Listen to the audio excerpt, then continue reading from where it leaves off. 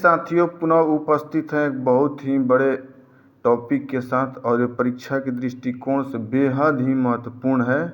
तो हमारे वीडियो के साथ अंत तक बने रहिएगा और ट्रिक के माध्यम से इजीली आप माइंड में सेट कर सकते हैं। चलिए चलते हैं। गंगा नदी उद्गम, गंगा नदी उद्गम से जो है कौन कौन से आपका प्रयाग बनता है, कौन कौन से नदियाँ कहाँ से मिलती है, तो शॉर्ट ट्रिक के माध्यम से देख लीजिए जो 1 नंबर आप किसी परीक्षा में गेन कर सकते हैं एकदम इजीली आसानी से। चलिए देखते हैं। गंगोत्री हिमानी है, गंगोत्री हिमानी से भागीरथी निकलती है, केदारनाथ से मंदाकिनी निकलती है और सतोपंथ हिमानी जो है बद्रीनाथ के ऊपर है। तो परीक्षा में पूछ सकता है कि बद्रीनाथ किस हिमानी के नीचे पड़ता है या आसपास पड़ता है, तो सतोपंथ हिमानी के। ठीक है, देखिए यहाँ अलकनंदा है, तो अलकनंदा नदी जो है इसका प्रारंभिक रूप जो है विष्णु गंगा होता है। कौन होता है? विष्णु गंगा होता है। ये भी जो है सतोपंथ हिमानी से ही निकलते हैं। इसका पहला रूप विष्णु गंगा है। ये धौली गंगा जो है ये उत्तराखंड के नीतिदारा से निकलती है। कहाँ से? नीतिदारा से निकलती है। और ये जब दोनों नदियाँ विष्णु गंगा धौली गंगा आकर के कहाँ मिलती है, तो यहाँ मिलते हैं जोशीमठ। कहाँ? जोशीमठ के पास आके मिलती है। ठीक है, ये दोनों नदियों के धाराओं यानी विष्णु गंगा और धौली गंगा के धाराओं को किस रूप में कन्वर्ट हो जाती है दोनों नदियाँ? अलकनंदा के रूप में आगे चल के जो यहाँ आपको दिख रहा है।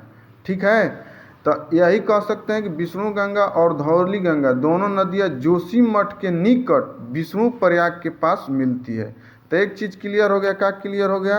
कि विष्णु गंगा और धौली गंगा के संगम को क्या बोलते हैं? तो विष्णु प्रयाग। ठीक है, धौली गंगा और विष्णु गंगा के संगम को विष्णु प्रयाग बोलते हैं। अब ये नदी जो है आगे बढ़ते हुए अलकनंदा के नाम से जानी जाती है। किस नाम से? अलकनंदा के नाम से। तो अलकनंदा के सहायक नदी इधर से जाकर मंदाकिनी मिलती है। ये दोनों जब मिलती है तो यहाँ इसका नाम है नंद प्रयाग। क्या है? नंद प्रयाग। अलकनंदा आगे आती है, इधर से पिंडार्क जाती है, तो दोनों नदी जब मिलते हैं इसका संगम हो जाता है कर्ण प्रयाग, जो यहाँ है। अलकनंदा और पिंडार्क के संगम को कर्ण प्रयाग। यहाँ ट्रिक भी दिया गया KAP, यानी K से कर्ण, A से अलकनंदा और P से पिंडार। चलिए आगे बढ़ते हैं। मंदाकिनी नदी यहाँ जो है यहाँ आगे आई केदारनाथ से होते हुए अलकनंदा यहाँ, तो दोनों के संगम जब हुआ तो इसका नाम हो गया रुद्रप्रयाग। यानी यहाँ रुद्रप्रयाग, अलकनंदा प्लस मंदाकिनी को रुद्रप्रयाग। ट्रिक के माध्यम से राम याद कर लीजिएगा। र से रुद्र, अ से अलकनंदा, M से मंदाकिनी। उम्मीद करते हैं इतना समझ में आ गया होगा। ठीक है, इधर से बहते हुए अलकनंदा आई, इधर से अलकनंदा आई और इधर से भागीरथी, इधर से भागीरथी, दोनों जब मिली तो इसके संगम का क्या नाम दिया गया? देवप्रयाग, यानी देवप्रयाग। आइए, जब दोनों नदियां मिल करके आगे इधर ऋषिकेश की तरफ बढ़ती है, देवप्रयाग जहां संगम ही दोनों का हुआ भागीरथी और मंदाकिनी का, तो इधर आगे जब बढ़ती है तो देवप्रयाग में इसका नाम दे दिया जाता है का? गंगा। यानी अलकनंदा और भागीरथी का नाम, अलकनंदा और भागीरथी का संगम जो है वो कहाँ मिलता है? देवप्रयाग में।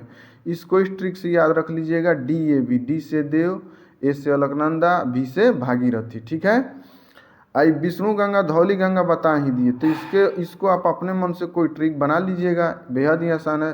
तो 5 गो प्रयाग में कौन कौन? विष्णु प्रयाग, नंद प्रयाग, कर्ण प्रयाग, रुद्र प्रयाग, देव प्रयाग। उम्मीद करते हैं सभी के सभी आपको समझ में आ गया होगा। आइए, भिलंगना जो है, भिलंगना जो है और भागीरथी दोनों के संगम पे कौन सा बांध है? टिहरी बांध। परीक्षा में बहुत ही पूछा जाता है। यानी उम्मीद करते हैं कि पांचों के पांचों प्रयाग आपको माइंड में सेट हो गया होगा। ठीक है, तो चलिए तब तक के लिए मिलते हैं नेक्स्ट वीडियो में। मेरा वीडियो अच्छा लगे तो चैनल को सब्सक्राइब और लाइक करना ना भूलें। तो धन्यवाद।